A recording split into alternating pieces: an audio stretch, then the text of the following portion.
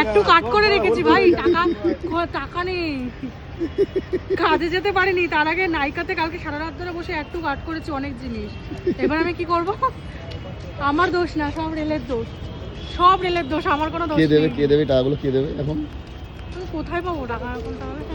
তাহলে আমার যে নাইকাতে একটু কাট করা অনেক জিনিস, আমার কিচ্ছু নেই সরস্বতী পুজোয়। ওদিকে ব্লাউজও বানাতে দিয়েছি, টাকা পয়সা নেই। তা কে দেবে? যাই না কে দেবে, তোমার সাথে কোনো সম্পর্ক রাখছি না আমি। যাই না। একটা মানুষ সকালবেলা উঠে বেরিয়েছে, সে এমন স্টেশনে কাজ চলছে, স্টেশনই বন্ধ। রাগ হচ্ছে, আগের দিন না যেতে পারিনি, ঠিক আছে, আজকে তো আমি স্টেশনে একটু দাঁড়িয়ে রয়েছি।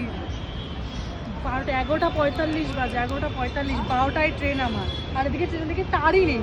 তা ট্রেনটা আসবে কোত্থেকে? এদিকে আমার একটু কাট করা নাইকাতে, বসে বসে বসে বসে বসে বসে বসে নাইকাতে একটু কাট করা, আমি কোথায় এইখানটা রুমাল নিয়ে বসে, এই জায়গাটা রুমাল নিয়ে বসে।